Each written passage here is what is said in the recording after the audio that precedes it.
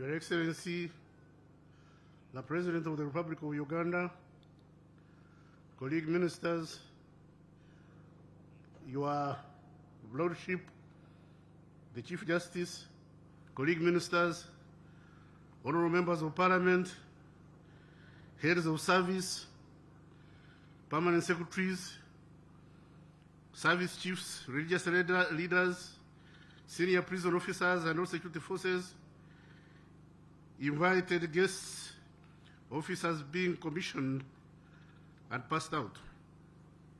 Ladies and gentlemen, Your Excellency, allow me to thank you for finding time from your busy schedule to personally preside over the commissioning and passing out of prison staff. Your Excellency, the Commissioner General of Prisons has presented to you the detailed performance report on implementing of the strategic directives and guidance on a part of the Uganda Prison Service that you have from time to time shared with us. I'm not going to repeat what he has said, but Your Excellency, allow me to reaffirm that Uganda Prison Service is now a major producer of raw cotton, cotton seed, maize seed, supporting Uganda's agro-industrialization agenda. Your Excellency, given this ability to produce seed, prison should be supported with machinery and inputs to build more capacity to produce and supply seeds under the parish development model, produce cotton to support the revival of the textile industry, produce food under the National Food Security Strategy to mitigate the threat of hunger, and produce furniture for all government offices. Secondly, Your Excellency, if enabled, prison has the potential to produce all uniforms for the armed forces, including shoes. I'm discussing with potential investors to partner with prisons to establish a tannery for the benefit of all armed forces. There is no doubt, Your Excellency, that with adequate support, Uganda Prisons is a strategic partner in Uganda's development. Not only do we want to produce shoes, we also want to produce gadgets, pips, caps, etc., belts, etc., so that we save money from importing rapid prisoner population of 8% per annum. Your Excellency, in the recent past, we have recruited a number of judicial officers, judges, registrars, chief magistrates, and magistrates to fast track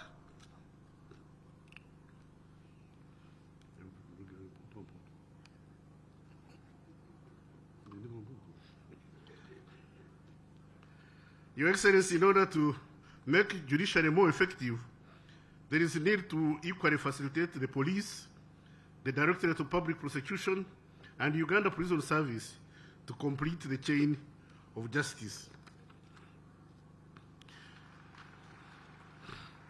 Your Excellency, the Uganda Police Force, Directorate of Citizenship Immigration Control, the National Identification and Registration Authority, the Directorate of Government Analytical Laboratory are equally on a correct path of implementing your directives and guidance.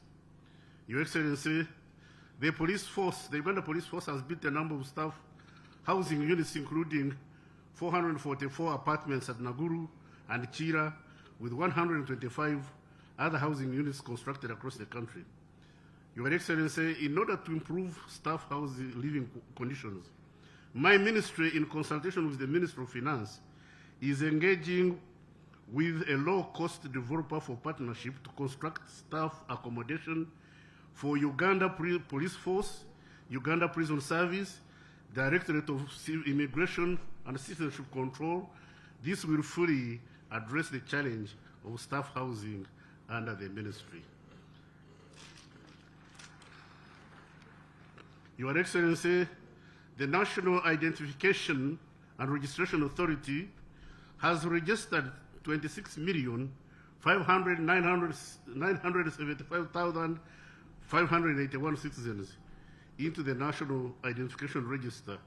NIRA will conduct mass registration of the remaining citizens and mass renewal of all national identity cards that are expiring effective 2024, aimed at correctly identifying all our citizens.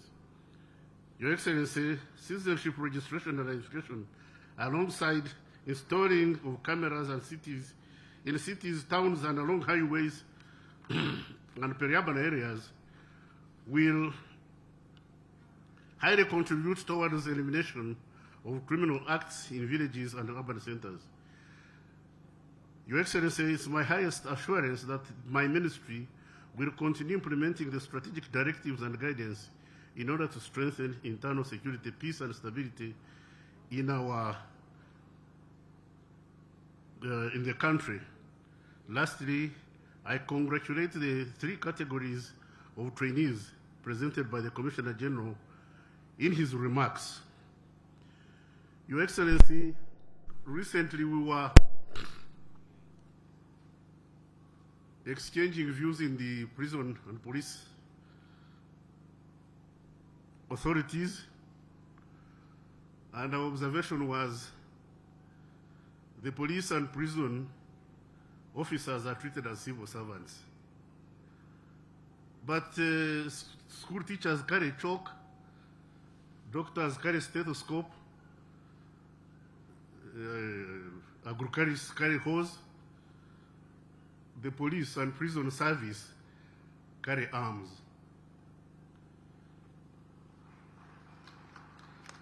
I think it's a mismatch to treat the police and the prison service as traditional civil servants. We have agreed with my colleagues that we should rewrite the modus operandi and operational procedures and habituation for the police and the prisoners. These are armed services. They are not traditional civil servants, because now a police officer can go away and you can't charge him with desertion. He can't be at war. The police officer can go away and take leave without pay.